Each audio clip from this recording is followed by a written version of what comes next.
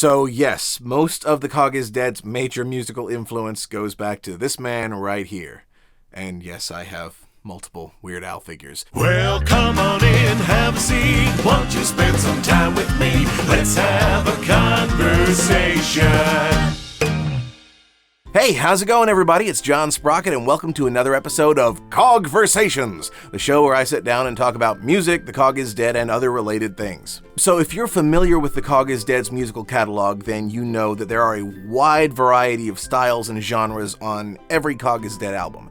And a lot of people have asked me, what are your biggest musical influences? Because it's pretty diverse and vast. So today I wanted to sit down and talk in detail, if I can, about all of the musical influences that I had growing up and that have gone into forming the sound of what the COG is Dead is.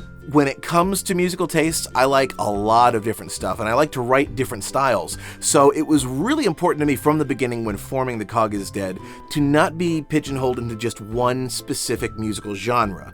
That's the case for most bands. You gotta have some sort of identity. There's rock bands, there are punk bands, there are country bands, there are, all these different genres, and for the most part, bands have some diversity, but it's within that genre.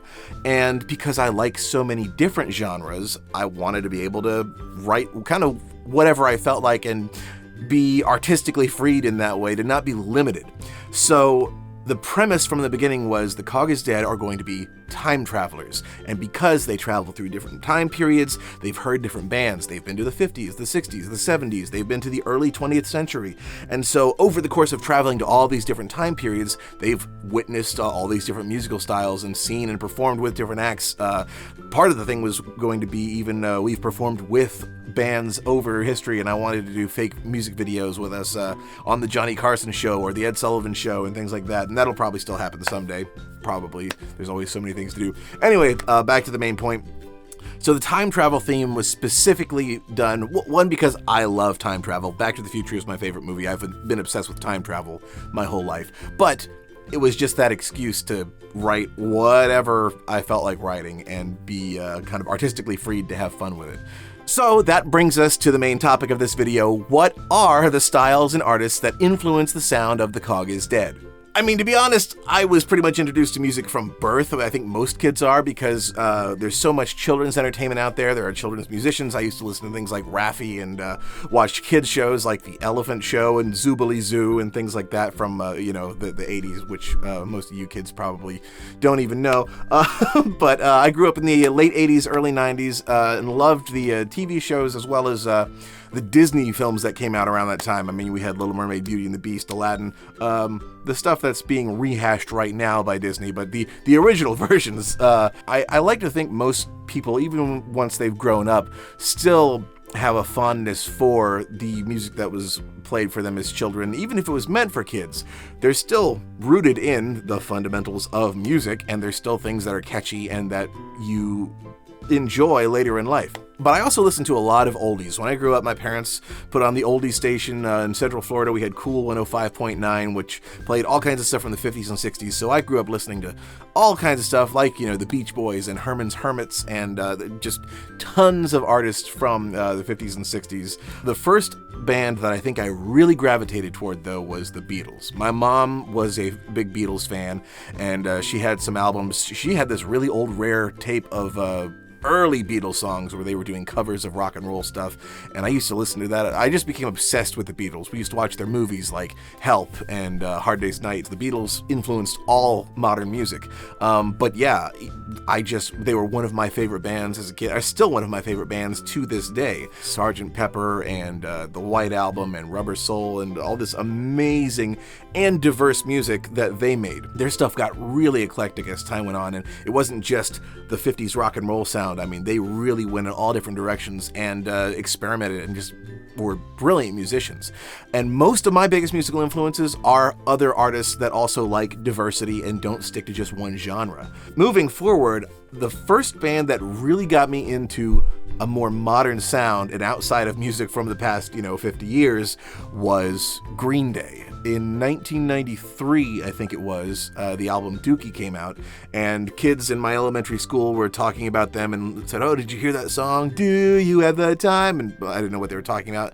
They just sang the verse. And then I was at the local skating rink, and the song came on, and I was like, something about the sound. I don't know, I heard it, and I just stood there. I just listened to the whole thing, and I'm like, this just sounds amazing. That's one of the hard things for me to describe when it comes to music as to why I love something. I can describe more so these days, I think, like, oh, that reminds me of this or this. But back then, I was just a kid. I was, 6 years old? And all I know is the sound of it completely captivated me. Just the rock sound, the sound of Billy Joe's voice, everything about it. So I became obsessed with Green Day and loved their sound. However, it wasn't until 1997 when I discovered the single artist who would be the biggest musical influence on me, I think, ever, and completely changed my life. So in 1997, a crazy new Saturday morning kids show came out on CBS, and when I was little, my favorite show was Pee-wee's Playhouse. I loved crazy, wacky children's entertainment, and I saw an ad for this new show that was coming out. I didn't know who the guy was. My mom goes, "Oh, that's Weird Al Yankovic." I'm like, okay, so apparently she knows this guy, but he came out with this show, The Weird Al Show, which I didn't know what it was, but I thought this guy is crazy and funny, and I'm gonna watch. So I started watching the show, thought it was really funny, and then discovered through the show that he was a musician. Not only a musician, but a comedy musician that did parody music. And something clicked, and I was just obsessed with Weird Al. And then I'm not the only one. Lin-Manuel Miranda, The Lonely Island, lots of other musicians are obsessed with Weird Al too. I don't think it's a weird thing, no pun intended. I think it's just, there's something about him, not just the humor, but his musicianship that really draws in a lot of other musically minded people. The way that Weird Al structured an album sort of cemented in my mind the way that an album should be structured. Every track is different. There's always a variety of styles. Usually there's something that's a little slower, than something a little faster. There's something that's rock, there's something that's obviously polka, but you never heard the same genre twice, and it was always exciting.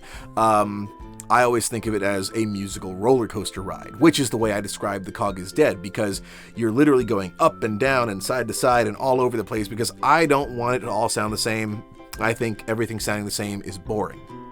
That's not to say that there aren't brilliant artists that stick with one genre and do it extremely well, but that's just not what I wanted to do. I really wanted an album to be a big eclectic mix of all sorts of styles, but still be fun. Something that you could listen to from start to finish. That was always important to me, is that not just have one or two songs that stand out, but every song should be enjoyable as a whole. I mean, honestly, the whole reason why from the time I started a band, I wanted to eventually have a live concert film is because when I was growing up, I bought Weird Al's live concert movie, and I watched this endlessly and was obsessed with it and was like, someday if I ever have a band, I want a concert movie like that. And so, yeah, you could say I'm a little obsessed with Weird Al. I like to think it's a healthy obsession. Oh, and speaking of the concert film, it's now finally available on Amazon.com on Blu-ray. So if you want, you can enjoy the concert in glorious HD. Shameless plug. So yes, most of the COG is Dead's major musical influence goes back to this man right here. And yes, I have multiple Weird Al figures. Weird Al is the reason I have an accordion to begin with. I saw one at a pawn shop one time and I'm like, I want an accordion, and my mom actually bought it, so I started playing it. And that's the reason the Death of the COG exists, because Weird Al inspired me to want an accordion. Aside from Weird Al, though, I mean, my musical influences are really all over the place. Another huge one is Danny Elfman. I mean, gosh, the music and songs that he writes, there's something about his music that, from a very young age, immediately captivated me. Anytime I heard any of the music he did for Tim Burton's films, it was haunting and beautiful, and there was, again, one of those things, it's hard to describe, but just that sound just resonated with me. And so, man, Danny Elfman and the scores and songs and even stuff he did with Oingo Boingo, just major influence on the kind of stuff that I write. As I said before, Green Day. In high school, I got a lot into pop punk and punk bands. I listened to a lot of stuff like that. I also listened to a lot of ska. I listened to shoot, I don't even know. I listen to all kinds of stuff. I used to listen to the Dr. Demento show, which was the show that got Weird Al his start, and discovered all these crazy comedy musicians, like Worm Quartet. He's this guy in New York that just makes bizarre synth-based punk comedy music. Really weird stuff, really out there, but I discovered him on the Dr. Demento show and listened to that a lot in high school. A lot of odd stuff, and a lot of course, just regular mainstream stuff.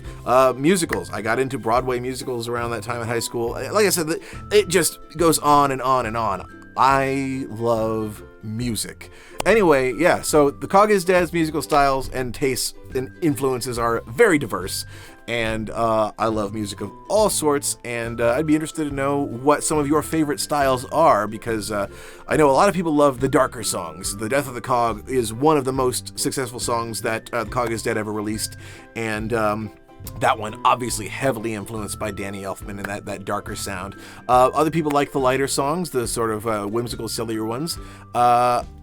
It's one of the things, again, I love about being this time travel themed band is some songs can be serious, some songs can be funny, some songs can be very heavy, some songs can be very light. It's just, it's so much fun getting to write whatever musical style comes to mind and getting to put it out there under the same label as the COG is Dead and not have people, I mean, you know, you can't please everybody, I know that, but it's nice being able to be accepted as an artist that makes a variety of styles and not being limited to one thing to where someone's gonna go, oh, they've completely changed their sound, you know. I like the fact that a constantly changing sound is just part of what the fans expect. All right, well now I'm just going to take a minute and answer some of your questions. So if you have any questions you'd like answered in a future video, feel free to leave a question in the comment below and I will try to get to you in a future episode of COGversations. Sans Random asks, after the Death of the COG events, what happened to Mr. Hamilton? Can you please explain the message of the song? All right, that's a good question. Well, the song is really an origin story for the COG is Dead, at least for my character, John Sprocket. In our fictional backstory, I was a clockmaker back in the 1800s, and I was very passionate about it. I loved analog clockwork and everything about clocks and mechanics and that sort of stuff. And a rival clockmaker named Mr. Hamilton, who was named after the Hamilton Watch Company, which is still around today. They're the first company to release a digital watch. So in this song, this fictional character, Mr. Hamilton, was the first person to invent a digital clock. And me, being a purist, was basically driven crazy by this because I loved gears and springs and all the little things that made clocks tick. And here was a guy that came out with this thing that was just this lifeless, blinking digital thing that I couldn't stand. And so I was kind of driven crazy to travel the world and put an end to it. So me and my team made a time machine, we traveled to the future, and we saw how things are so overrun with digital technology now. So technically you could say that Hamilton, nothing really happened to him other than me being outraged because digital technology has done nothing but grow and progress to the point where we are now living in a digital age. But if our characters had it their way, they would bring back analog clockwork and steam power and make the entire world this sort of steampunk paradise that they remember from back in their day. Bentley Winterbottom asks, if you could travel back in time, where and especially when would you go? Bonus question, do you guys watch JoJo's Bizarre Adventures? Sorry, I've actually never seen JoJo's Bizarre Adventures, but to answer the question on time travel, honestly, because I'm a musician and there are so many bands and musicians that have influenced me that I wish I could have seen, I would probably go back and see those bands live in concert, like the Beatles, you know, back in the 60s when they were still performing together, or, oh man, Queen, one of my absolute favorite bands. I would love to see Queen with Freddie Mercury live in concert. In fact, that's one of the bands I forgot. There's so many bands that are influences. I should have mentioned Queen. Major influence. I love Queen. Billy Joel, Elton John, ELO. I don't know. There's so many. The list just goes on and on and on. It's kind of hard to list all of the influences. Anyway, but as far as that question goes, yeah, I would definitely go see some of the musicians that are no longer with us or that are impossible to see in concert now. Dorian Quinn Schuler Teach Out asks, in response to the Unfinished Songs video, my question is, would it be easier to take some of those unfinished songs and collab with like Steam Powered Giraffe again or even Frenchie and the Punk? I suppose that could be a possibility. I mean, I love collaborating with other musicians. Working with Steam Powered Giraffe was an absolute pleasure and kind of a dream project.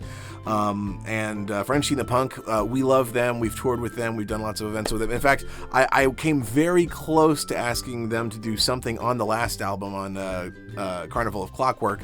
One time they were doing a show in town, and I invited them over for dinner with me and my wife. And I was very close to just asking Scott if he wanted to come in and record some vocals for the opening of Another Cog in the Machine. But I knew they were tired, and I just decided not to. So I considered having him yell the intro to that song at the Railroad Workers. But anyway, if I get the chance again, or if I ask, if the right song comes along where I think, you know what, that could work, I might very well ask somebody again. I don't really know. You never know until the songs start to come together what's going to happen with each song. And finally, Sharobladai, the Brahms player, asks, what is the origin for The Cog is Dead? That is a very good question, and for the answer to that, that will have to wait for an entire video on that subject, so stay tuned for a future episode where I discuss the entire origin of The Cog is Dead. Anyway, that's it for this week. Thanks so much for watching, and as always, feel free to like, subscribe, consider becoming a patron on Patreon to help support the ongoing production of more music in this studio. And until next time, thank you so much, and as always, take care. Cheers.